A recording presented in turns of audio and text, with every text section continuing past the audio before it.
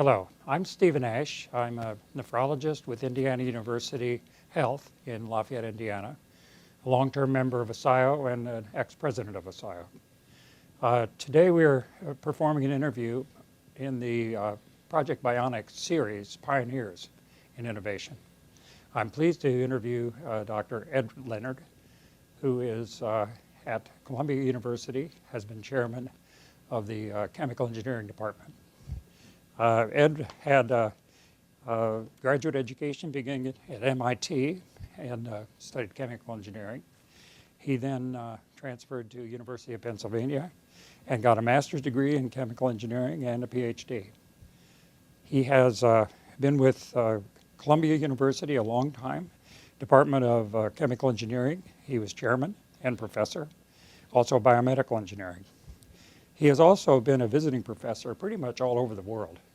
He has been in Europe, Asia, elsewhere. He is also a president in the past of ASAIO, a long-term ASAIO supporter. Ed has over 150 peer-reviewed publications in the field of chemical engineering, and what's really amazing is the breadth of the topics that he was courageous enough to pick up. He has studied membraneless dialysis, wearable ultrafiltration devices, various things in peritoneal dialysis, hemodialysis, blood pumps, ultrafiltration itself, microfluidics, bioimpedance, hydraulics, biomaterials, biocompatibility, cardiac assist, oxygenators, photooxidation of bacteria, immunology, rheology, plasmapheresis, cell separation. It appears that he has a great focus. So much like many of his compatriots, he's interested in a wide variety of things. His support of ASAIO has been long-term, and he has been a lecturer for us many times. So I'm pleased to interview today Dr. Edward Leonard. Ed, I'm curious, what led you to be a chemical engineer in the first place?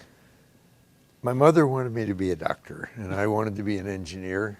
And initially, I got admitted to Cornell University in the applied physics program. And then MIT came around, and I had placed in the then Intel, rather than Westinghouse and now Intel science program. And when I got that award, MIT came along with a fellowship, or not a fellowship, an undergraduate scholarship, and I went there. And I got attracted initially to chemistry, so that wasn't really what I wanted to do, and went into chemical engineering and never looked back. I love chemical engineering. And I love chemical engineering more than bioengineering, and I just see bioengineering as a way of applying chemical engineering to the things that my mother probably wanted me to be interested in the first place. What fascinated you with chemical engineering?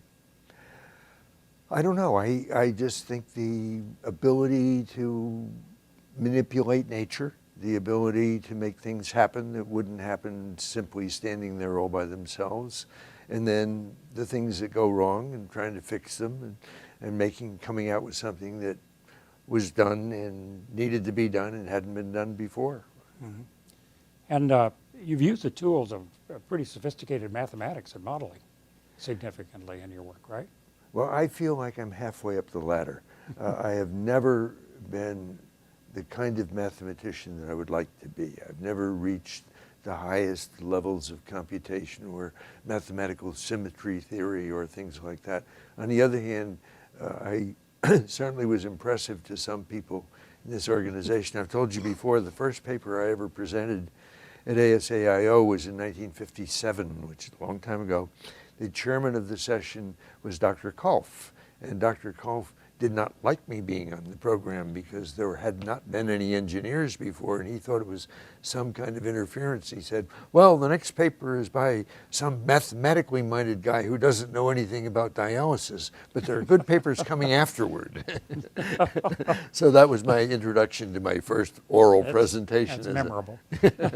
Remembered anyway, if not memorable. So What sparked your interest in nephrology? I noticed the first paper you published was 1958 with Dr. Blumley. Yeah, and that was imposed on me. I didn't object for a moment, but Blumley was a nephrologist who came to the chemical engineering department at Columbia, or not Columbia, that's where I've been for so long, at Penn, where I was, and he was in the Penn nephrology department. He wanted to build an artificial kidney, and we had a wonderful mechanic whose only problem was that he worked evenings and drank evenings. And they got into kind of trouble about how to build this device, and there was this graduate student up on the balcony building a distillation experiment, and that was I.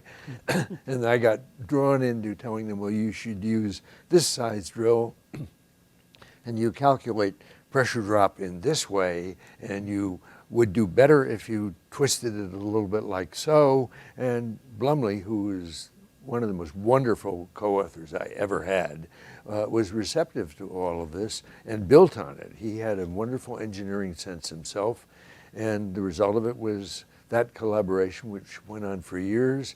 I got my first NIH R01 out of that and kept it when I went to Columbia for several years, and we worked on artificial kidneys over and over again. So it was an accident, but a very happy one.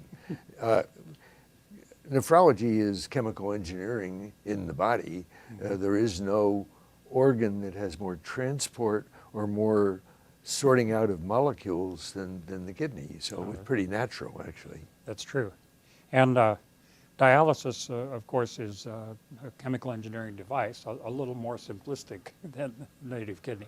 Well, simplistic in some ways and sophisticated in others. I mean, a lot of chemical devices only want to separate one thing from another one, and dialysis ain't that simple.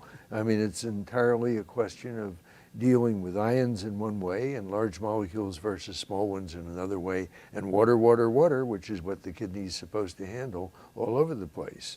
No, I would not say it's simple. When did you see the first patient on dialysis? The first, did I tell you this story before, or are you loaded for this? No, I Well, haven't. I was in, I would go over with Blumley when dialysis was done, and we once had a patient whose catheter came out and blood flew all over the room. He had hepatitis, which didn't make life any easier for us, and just everybody grabbed a sponge and started to wipe things up and get the guy, of course, get the catheter reinserted and get things going again. That was the first one, and I won't forget it. Yeah, no, I guess not. And what were your impressions about dialysis?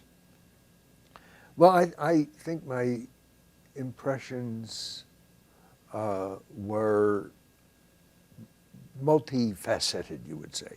First of all, it was simplistic in a way, but on the other hand, it was beautiful. I mean, that Dr. Kolff had taken, as Dr. Blumley used to say, a 46-ounce juice can and some window screening and some stuff that people normally stuff sausage meat into, and rolled it all together and made a twin coil dialyzer was creative and effective and crazy. And so it was all of those things. And then to see it metamorphose into a commercial device when Baxter Healthcare took it up, and I became a consultant for Baxter and worked with them about it. That was also interesting. And it was one of my first trips out of the United States. Travel wasn't so easy, way back then. And I remember going to Jayuya, Puerto Rico, which was where Baxter had a plant that made these twin coil dialyzers. And to see this sort of beginning of the international biopharmaceutical industry was also interesting. So I've had a good run with these things in those early days. Yeah, I guess. And what are your impressions now about dialysis? Well, the real problem with the dialysis, without trying to preach at all, is first of all, cost, and second of all, intermittency. It's the horrible thing of dialysis, as any patient will say, is that the patient is never in equilibrium. He's just after dialysis or just for dialysis. His blood pressure is low just after. His blood pressure is high just before. And the whole caboodle is one of the least satisfactory treatments of chronic disease in the book. And surveys, apparently, I've never seen these surveys in detail, but apparently they prove it. And I think that's one impression I have of dialysis. The other, I think, is that we really need to know what we're doing better than we did in dialysis before we jump into something that should be ubiquitous, or addressed to the whole population. Dr. Scribner forced the issue in 1960. I don't know that that was a wonderful thing to do, even though he was a wonderful man. Now we're seeing artificial hearts coming on the line, and I'm working with that and spending a lot of time with the Viennese artificial heart group. Excuse me. And the scare is that we might put those out there in large number too quickly. We need to know what we're doing before we get it out. These people are not ignorant. They're not waiting for me to tell them that. But the whole idea of destination with respect to that is very important. And the technology should probably be more suited for use at home and daily. You've done a lot of work towards wearable ultrafilters and potentially wearable implantable kidneys. What are the big challenges to making this a more practical therapy or a daily therapy? Well, the challenges are, unfortunately, I think, not well recognized, and maybe I'm going off the deep end and saying something that's only my conviction, but there is no therapy which involves taking blood out of the body, running it through a treatment device, and putting blood back in again. And I have gone after ultrafiltration because I'm in awe of the challenge of doing that. I don't see you can load people with anticoagulants because they will bleed, and they will bleed when you want them to bleed well into the device, but you don't want them to bleed on the floor or bleed into the toilet. And so the issues of anticoagulation are major. The issues of infection at access sites, just the driveline on an artificial heart is a major infection problem. So what happens when you have permanently tubes coming out of the body and going through some kind of a machine and going back in? I think we have to proceed slowly and enough, yes. Yes, and what do you, related to dialysis, what do you see as your greatest innovations? Well, sometimes keeping my head above water is close enough to it. No, I think the early contribution was the one that was most needed, and that was to use the absolutely standard formulas of heat transfer as they'd been developed for building big transport devices in chemical factories, and showing that they were almost without change applicable to the design of the dialyzers that were being built. And then carrying this forward and trying to get rid of crazy things, that is to say that physicians would frequently have good ideas that they carried just a bit too far because they didn't know the engineering details. And I think I spent years in ASAIO meetings, I hope politely, trying to tell people that this wasn't exactly right and you couldn't exactly extrapolate in that way. Now that sounds pretty negative, and I don't know what you think about that, but that's probably what that is what I would say. A few years ago, you were working on membraneless dialysis. Could you explain a little bit about that? Yeah, well, I think as it turned out, and I'll just play a joke on myself, but it's true, it turned out to be brainless dialysis. It wasn't a good idea. The idea was that we would control two fluid layers moving side by side so beautifully that only molecules and not clumps of fluid would jump across the interface. And we got close to doing it, and we could never do it. And we could always worry that somebody would bump against something or hiccup or whatever, and that little shock wave that went through the system would make things mix. So it was a good platform idea because we've done other things with it since then, but it was not a good idea in its own terms.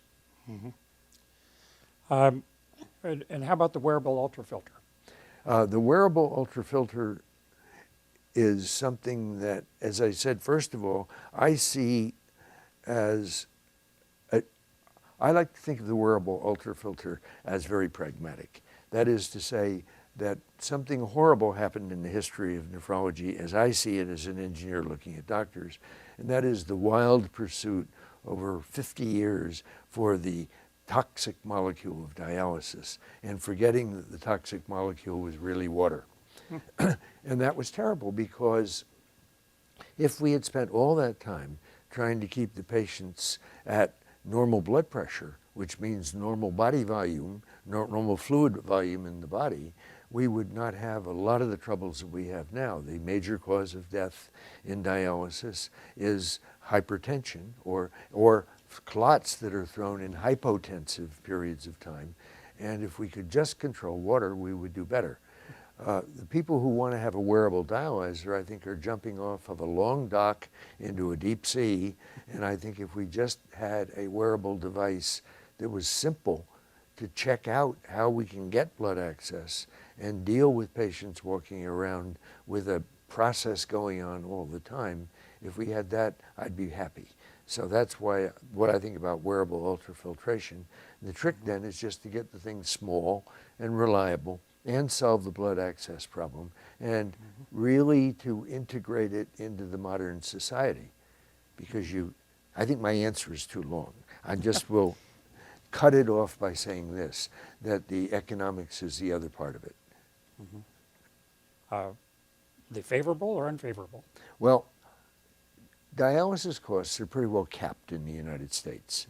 And I would advocate, and the nephrologists tell me that this is dangerous, and I respect that, I would advocate putting a device like this on to remove water and going to 2 dialyses a week. Because I think the only transient that's really serious in people is the blood pressure transient, and that you could carry enough urea in your body without damage. I've never seen urea being really proved as a toxin, so that you could go every 3 or 3.5 days and get treated. So that's how I would address the economic problem.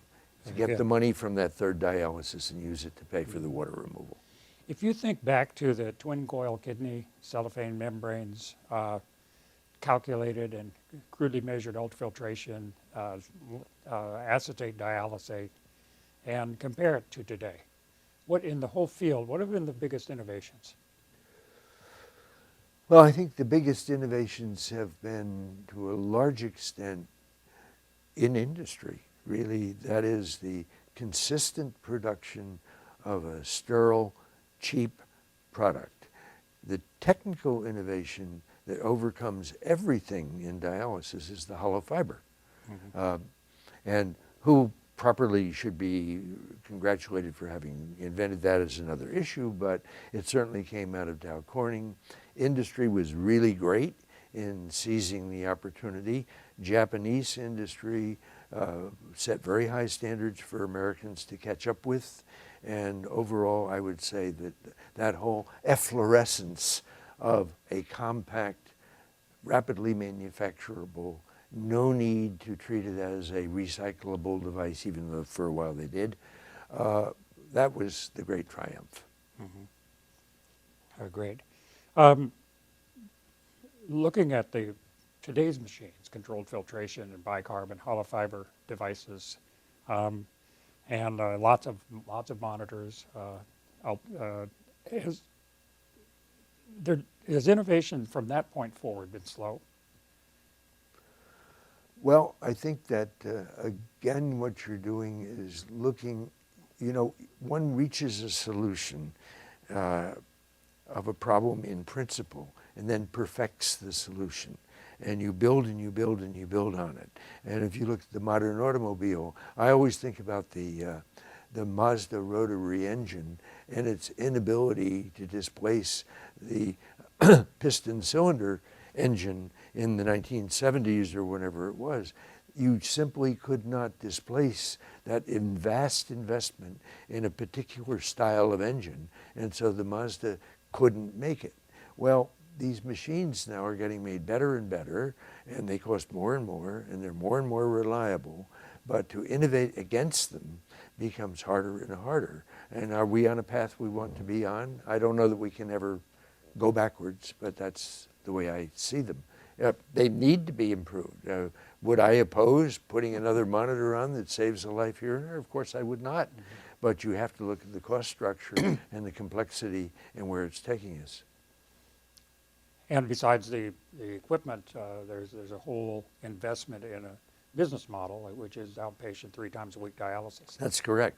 And an interesting thing about my little advocacy of dialysis twice a week with a portable ultrafilter is that would be a way of expanding by 50% the entire dialysis population without adding any bricks and mortar.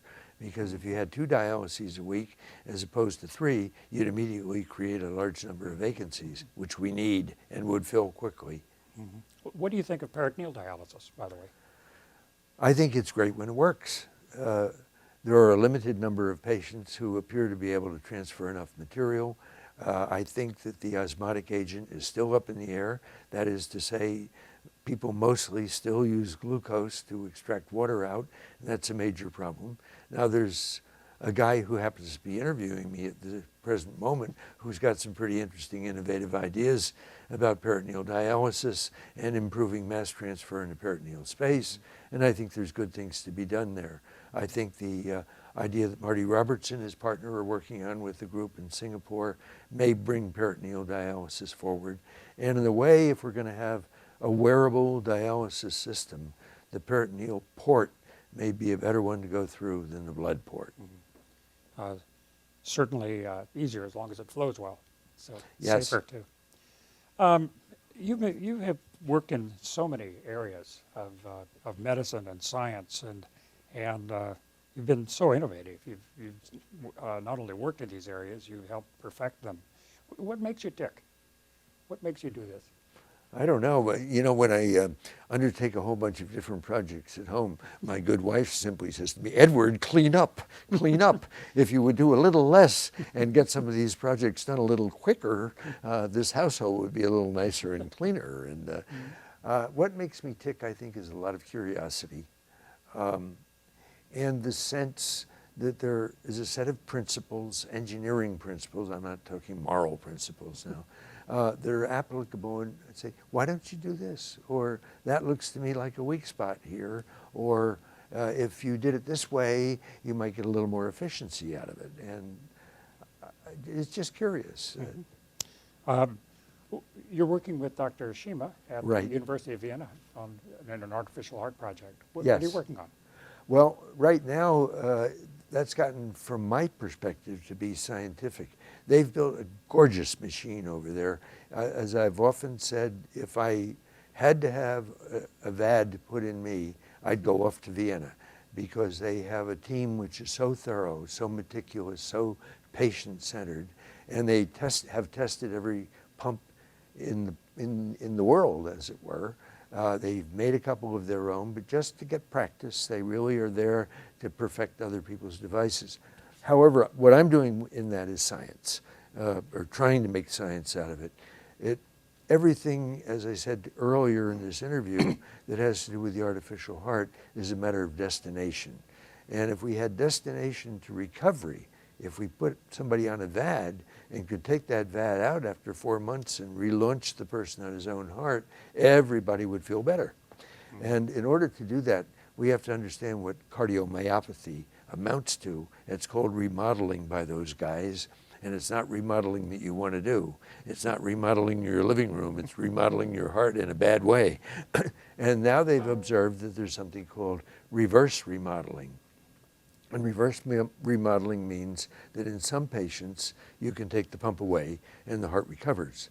But in 2, 3, 5% of the patients, if we understood the processes, which we're trying to do, both with mathematical simulation and with an experimental model, we might be able to get that percentage up to 25, 30. Most people don't think more than 30 because of the different forms in which the heart can fail, but that would be great. I mean, that would be thousands of people that didn't have to walk around with a pump. That'd be exciting.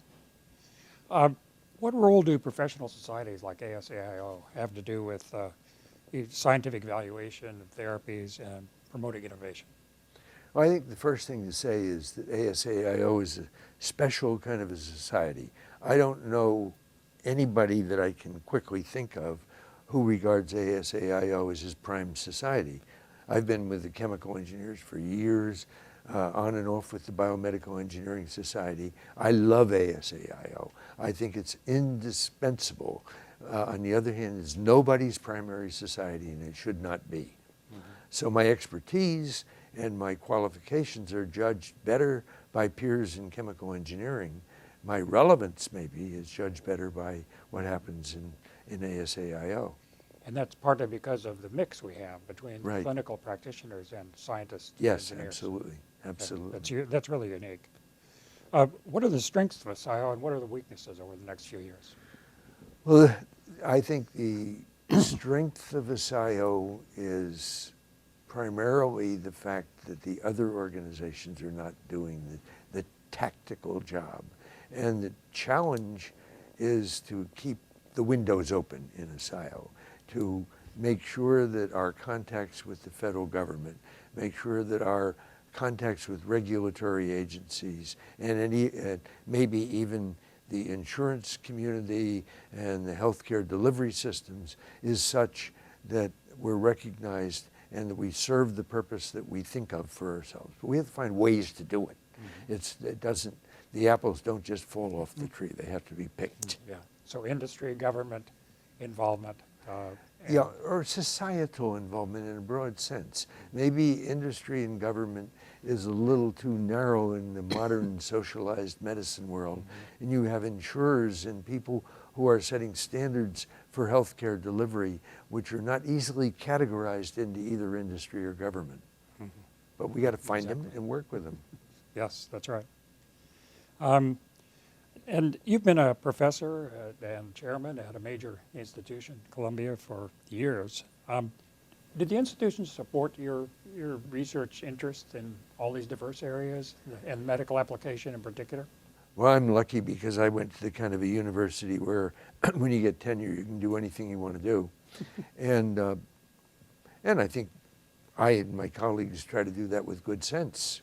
We sometimes fail, but if I do something that is not regarded as central or important to the department, my colleagues tell me, and they don't tell me in the way of threatening me. They just say, how do we balance this versus that? No, I think I'm very lucky. I've had great colleagues at Columbia, and when I do something that gets a little attention, they're around to congratulate me and tell me that, and I think it's worked fine.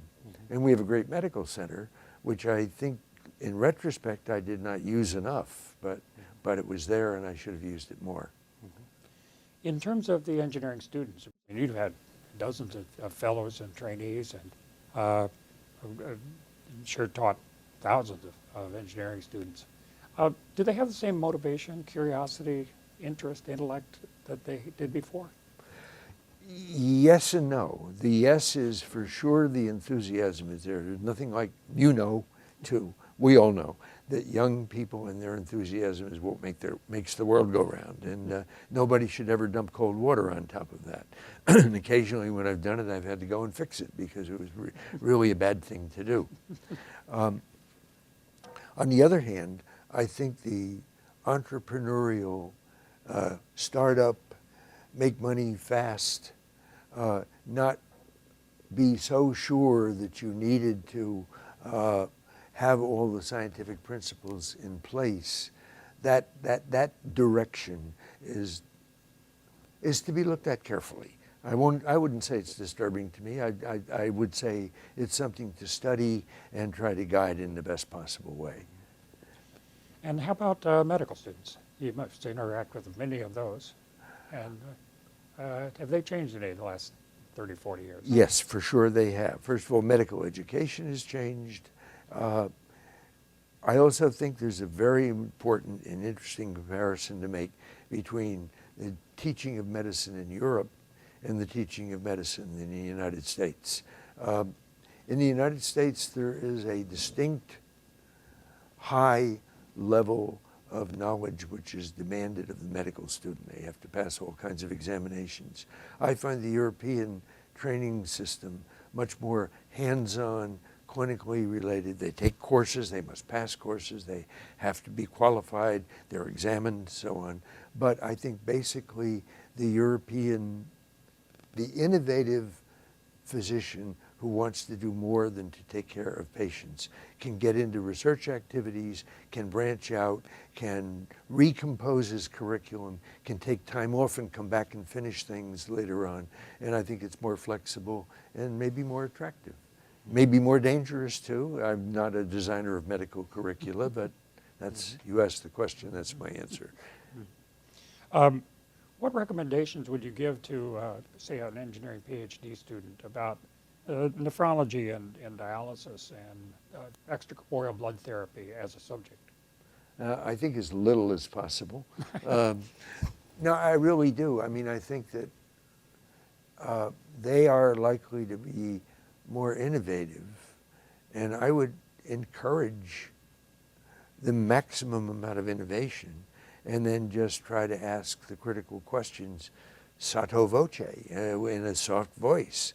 That is, somebody comes up with a crazy scheme, and the trick is not to say the scheme is crazy. The trick is to say, let's look at this scheme and see what would be the impediments to getting it in place, and what is it supposed to do, and then they will typically wind up criticizing themselves, and that sort of soft touch is better.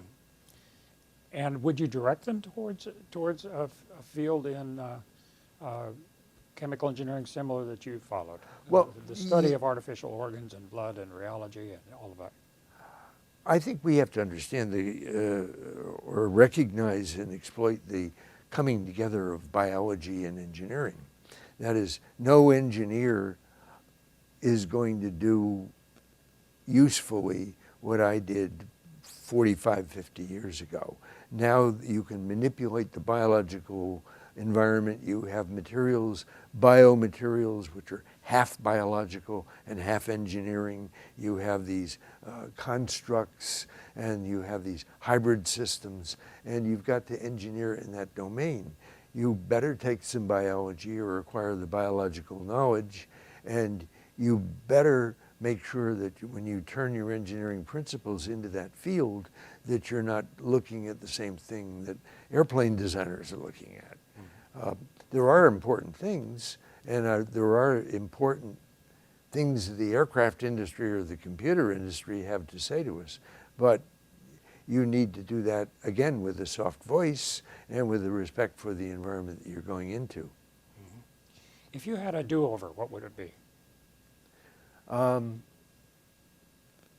don't know. I think that life is serial, and I think that each accomplishment and each mistake moves you in a different direction. I would love to start over. I have loved everything I've done in my life, and even some of the mistakes that I've made. And the only mistakes I regret are where I hurt somebody along the way. But in terms of where I am now, I just had to follow my nose. Mm-hmm. I have a pretty big nose, so I don't know what to make out of that. But yeah, that's great. You know, you're not really a youngster anymore. You've got 18 grandkids, children. No, no, I've got 15 grandchildren and 8 children. And adoring a family and wife. Yes, indeed. Right. And so what is it with this bicycle? You ride a bicycle over 10 miles? Well, what it really is, I think, is, I mean, different people do different things to keep themselves in shape. As I say, I love my life, mm-hmm. and I love what I'm doing, and I want to stay in shape, and I want to be able to go where I want to go, and to stay up all night with something and not have it ruin me for the rest of the month, and staying in shape is part of doing that. Well, besides staying in shape and family and a wonderful career, what do you enjoy? What hobbies or avocations do you? I like classical music, and unfortunately, I never learned to play anything. And when I sing, my wife says, "Edward." So I don't have much opportunity to perform, but I know something about classical music, and that's part of the reason why I'm in Vienna too. I went over as a Fulbright professor in 2003, and through a former student of mine, who works with me on photophoresis, which we could talk about in a moment if you wanted. I got to meet Shima, and Shima and I liked each other, which was a compliment to me, and I have been guest professor over there ever since.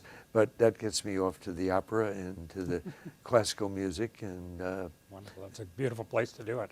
yes, it's the best from my point of view, anyway. So what is this photophoresis, by the way? Yeah, years ago, I was exposed to the fact that you can treat a number of diseases, including myasthenia gravis, by irradiating the white cells in blood. And the way this was done by a machine was developed by Johnson & Johnson, was to separate out blood, centrifuge it so that the white cells came to the top, irradiate them with UV light, and because you didn't want to get rid of them, you wanted to put the dead cells back in, and they turned out to stimulate reactive antibodies that put the disease down, antibodies against antibodies in effect.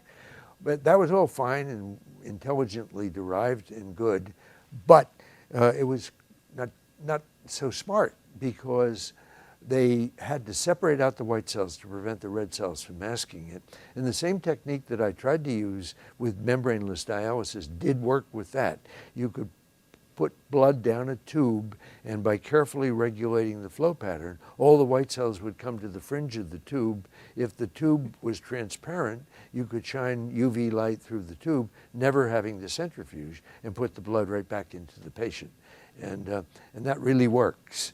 It was a sad tale, which I think affects us to some extent all the time. The tubes we were using were glass.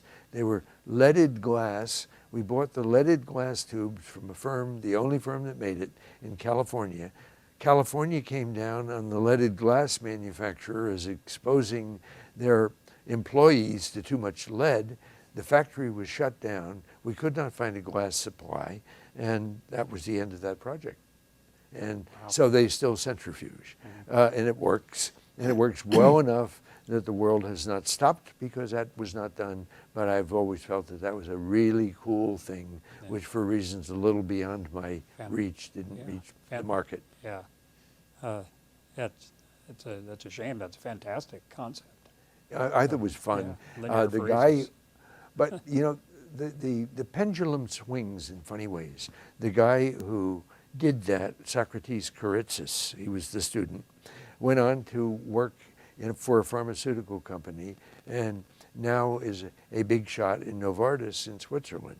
And he, to this day, waxes over that project as something that refocused his life. And so maybe that's the benefit of that effort. So I thought you went to Vienna because they used to make leaded glass utensils there. Don't get me in trouble over there now. Don't let me expose them to that and get them shut down too. Right. Any other reflections on the career? Well, I thought you would general, ask me or- about something that I would like to talk about, even though you didn't ask me. Is that allowable? I've been trying. Go Okay. ahead.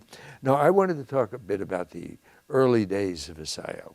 I'm the only active person in ASAIO now who's been around since the third meeting of the society.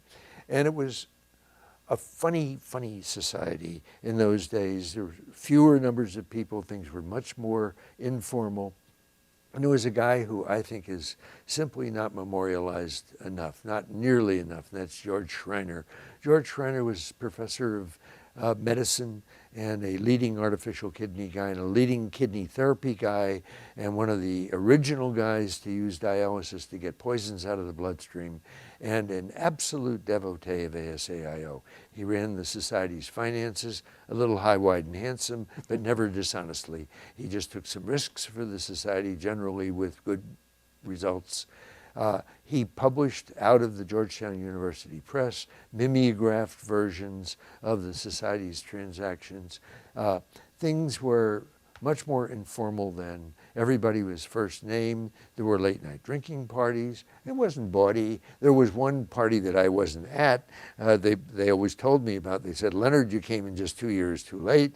You remember the party we had in Atlantic City where we threw the beer bottles out the window from the 12th floor or something or other? And Those were the days. those were the days. And I think one of the challenges to us now is not to go backwards, of course, but to get that same camaraderie in the operation as we have it now. It should be fun. As I've told you, I don't think that I can regret anything that I did, except in a couple of cases where maybe I tread on the toes of a sensitive person with a too sharp a remark or something.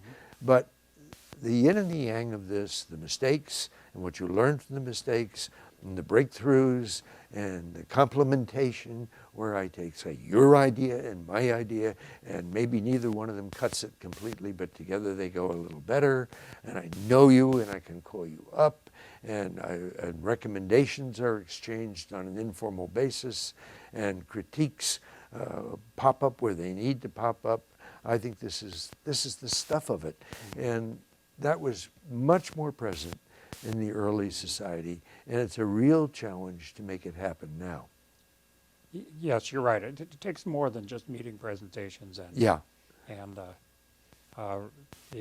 comments.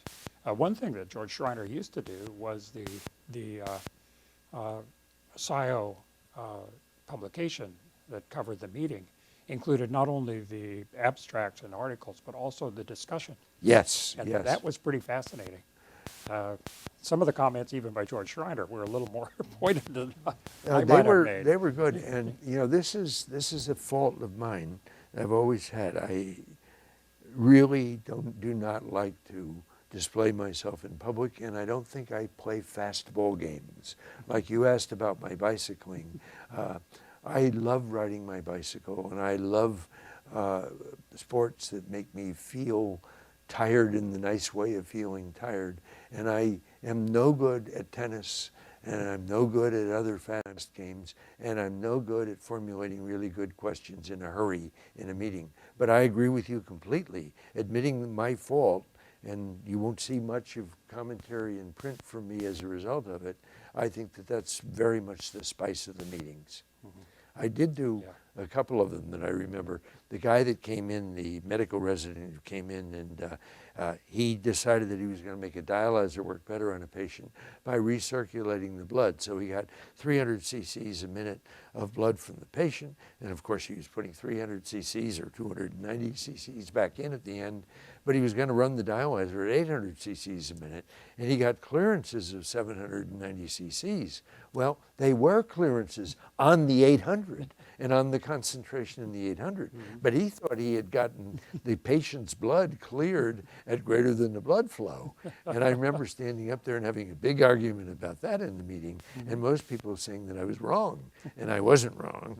And later on, they had to correct it in the transactions. Well, people still come to you for advice and comments. Yes, the courageous ones. Right. But I really, you know, my take on that is that I like that because I learned from it, and mostly the advice I give is not as important as the encouragement. I mean, if somebody comes and they've got a bad scheme, then you want to criticize it, but you want to say, hey, that's not going to work, but boy, that's a very exciting idea. Maybe you should try that and try a different environment. Well, they learn not only your assessment of it, but they learn what is the relevant science. Yeah. Yes, I think that's true. Really That's important. true. Anything else to add? No, I think that an adventure that I didn't talk about at all and brings up another society's hero is plasmapheresis. Different therapeutics have come along at different times, immunotherapies and other not mainline therapies, which is dialysis and now artificial hearts, but they've been important.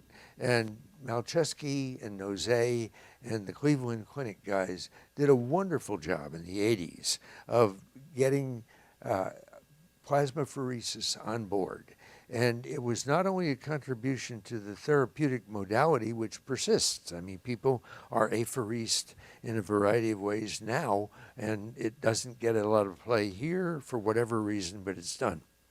But it characterized membranes, and it stimulated the production of better middle molecule membranes, and it got people to think about hollow fiber devices in a universal kind of way.